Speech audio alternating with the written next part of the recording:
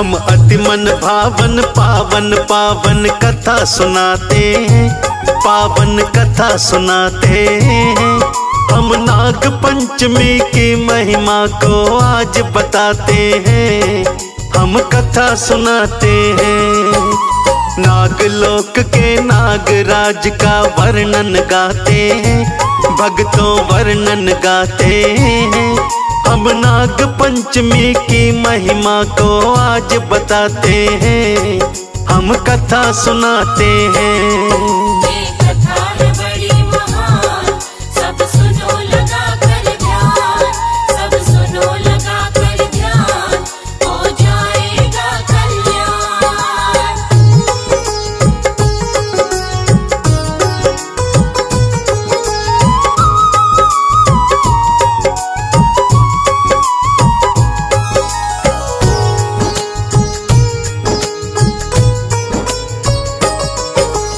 एक सेठ के 7 पुत्र थे, सातों हुए जवान।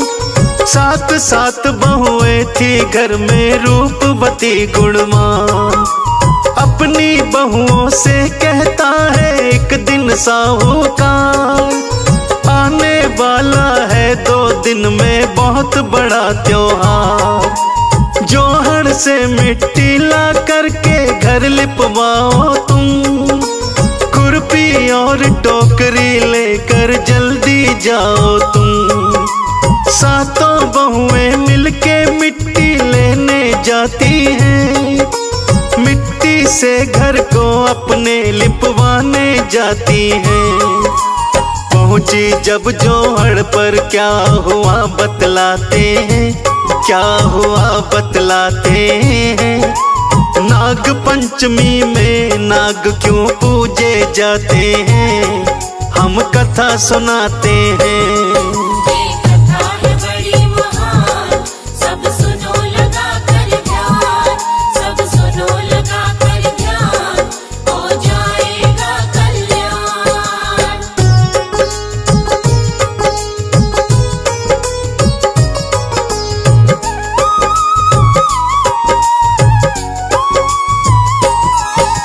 लगी खोदने मिट्टी को जोहड़ में एक साथ, निकल के आया वहां कहीं से बड़ा भयानक सांप। जिठनी उसको मारने को फिर आगे बढ़ती है, छोटी बहू रोक जिठनी को उससे कहती है, इसे न मारो जिठनी रानी, सर पर ना लो पाप।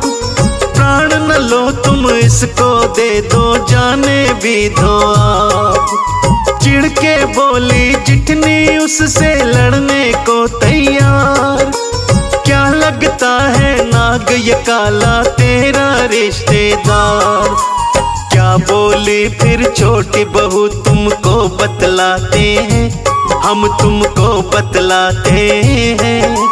नाग पंचमी में नाग क्यों पूजे जाते हैं, हम कथा सुनाते हैं। ये कथा है बड़ी महान, सब सुनो लगा कर ध्यान, सब सुनो लगा कर ध्यान, हो जाएगा कल्याण।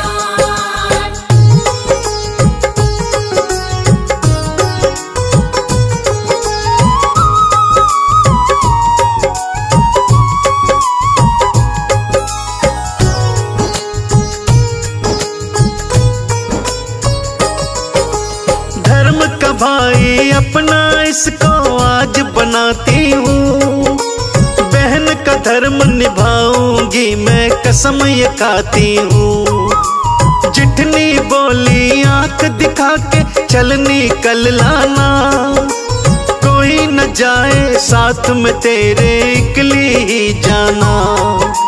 मझली बोली जिठनी से उसे जाने दो दीदी, देखेंगे हम इसको धर्म निभाने दो दीदी।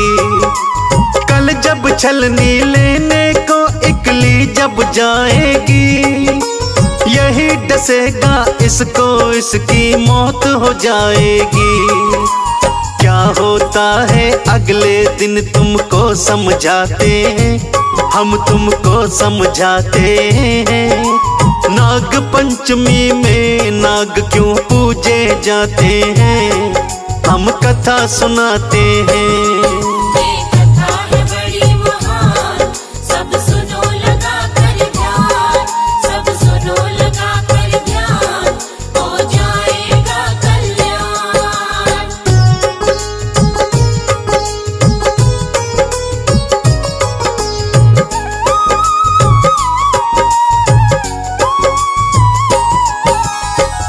भक्तजनों, दूसरे दिन जब छोटी बहू छलनी लेने जाती है तो वही सांप वहां बैठा हुआ मिलता है। छोटी बहू को देख के फुफकार मारता है। वो बोली, भाई साहब राम राम। ये सुन के सांप कहता है, मैं तो तुझे डसने ही वाला था, लेकिन तूने राम राम कर ली। बहू बोली, भाई मैंने आपको अपना धर्म का भाई मान लिया है, अब मैं आपकी धर्म की बहन हूँ, इस नाते से आप मुझे डस ही नहीं सकते हो। बहू छलनी लेकर चली जाती है।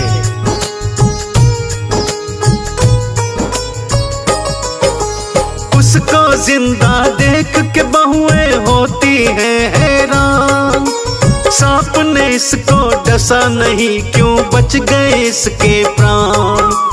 कैसे जिंदा बच के आ गई होता नहीं यकीन, छोटी बहू को जिंदा देख के हो गए सब गमगीन।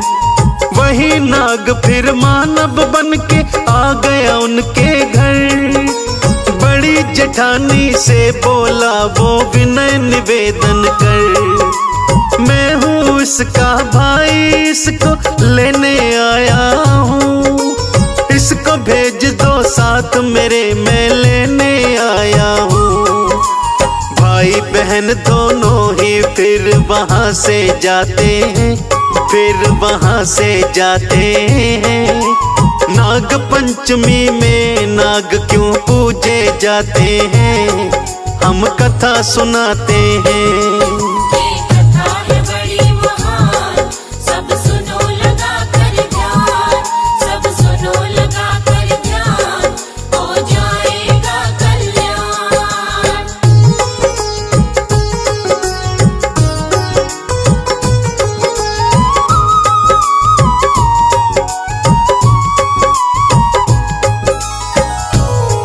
वो अपने धर्म भाई के साथ अपने पीहर पहुंचती है तो नाग की माँ उसकी बहुत सेवा करती है। भक्तों, हर तरह से उसका ध्यान रखती है।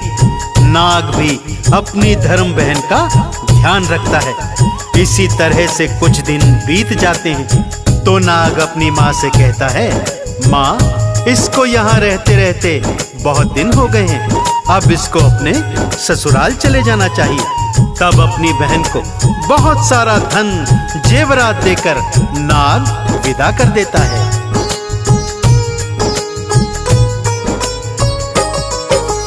धन दौलत ले करके पहुंची छोटी बहू ससुराल, बहुओं ने देखा गठरी में भरा हुआ था माल।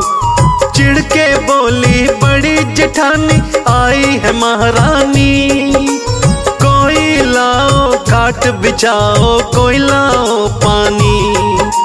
व्यंग बाण से छोटी बहू का दिया कलेजा चीर, छोटी बहू की आंखों से झरझर बहने लगा था नीर। जिठनी बोली छोटी बहू से, अब तेरा चलेगा राज, सोने की झाड़ू भाई से अपने मंगा ले आज।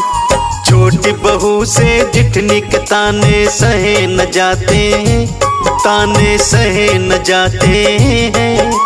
नाग पंचमी में नाग क्यों पूजे जाते हैं, हम कथा सुनाते हैं। ये कथा है बड़ी महान, सब सुनो लगा कर ध्यान, सब सुनो लगा कर ध्यान, हो जाएगा कल्याण।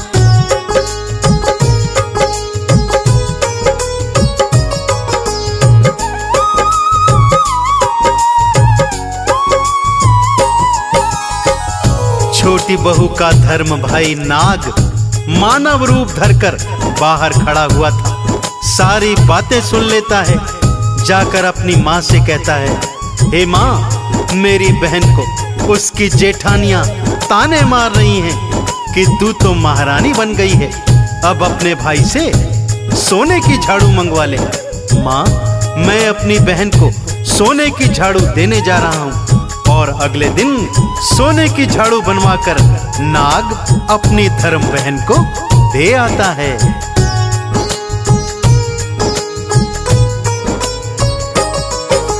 सोने की झाड़ू देख के जितनी होती है हैरान, जाके राजमहल राजा के भर देती है काम। पास मेरी देवरानी के एक नौलखा है हार, उसके गले में हार नौलखा लगता है बेकार। उस कलमुही से महाराजा हार मंगा लो आप, महारानी के गले मिला के पहना देना आप। जल भुन के वो राजा अपना हुक्म सुनाता है, छोटी बहू के पति को वो दरबार बुलाता है। राजा के सैनिक पकड़ के उसको लेकर जाते हैं, उसको लेकर जाते हैं। नाग पंचमी में नाग क्यों पूजे जाते हैं, हम कथा सुनाते हैं।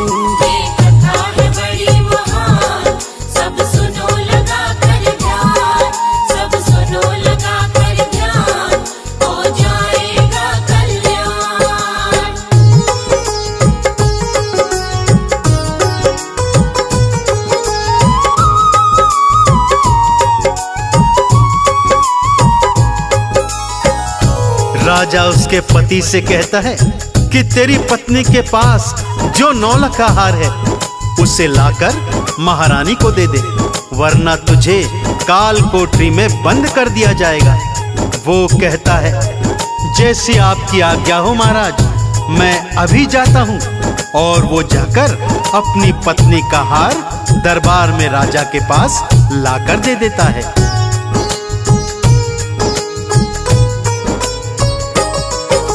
छोटी बहू ने अपने पति को दिया था जिस पल हार, मन ही मन में भाई से अपने उसने किया पुकार।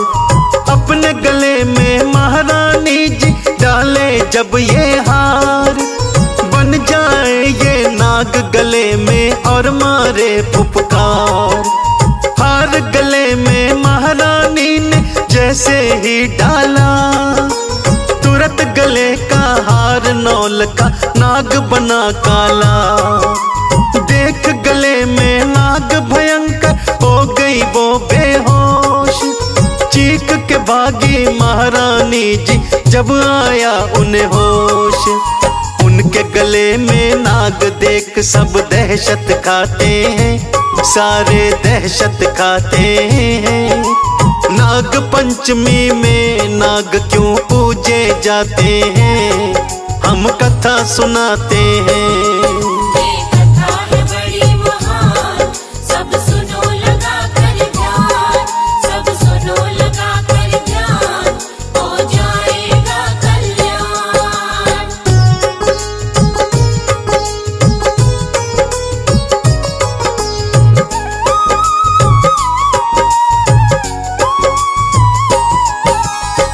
रानी चिल्लाती है, साहूकार के बेटे और उसकी बहू को तुरंत लेकर आओ, उसने इस हार में जादू टोना करके भेजा है। राजा साहूकार के बेटे और बहू को दरबार में बुलवाता है और पूछता है कि क्या तूने इस हार में कोई जादू टोना किया है जो गले में डालते ही ये नाग बन जाता है। बहू ने कहा, महाराज मेरा पीहर नहीं था, मैंने एक सांप को अपना भाई बनाया था, ये हार मुझे सांप देवता ने दिया था। यह सुनकर राजा वो हार उसको वापस कर देता है और अपनी तरफ से ढेर सारा धन उपहार देकर उसे घर वापस भेज देता है।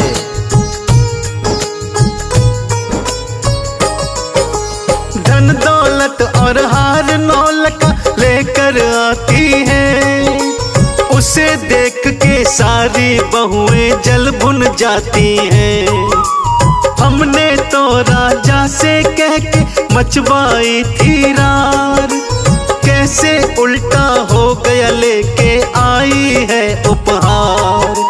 छोटी बहू का पति गांव के घर घर जाता है, अपनी पत्नी और नाग की बात बताता है। तब से मनाया जाने लगा है सावन में त्योहार, नाग पंचमी पर्व मनाए ये सारा संसार। नाग पंचमी की महिमा हम सबको सुनाते हैं, भक्तों सबको सुनाते हैं। नाग पंचमी में नाग क्यों पूजे जाते हैं, हम कथा सुनाते हैं।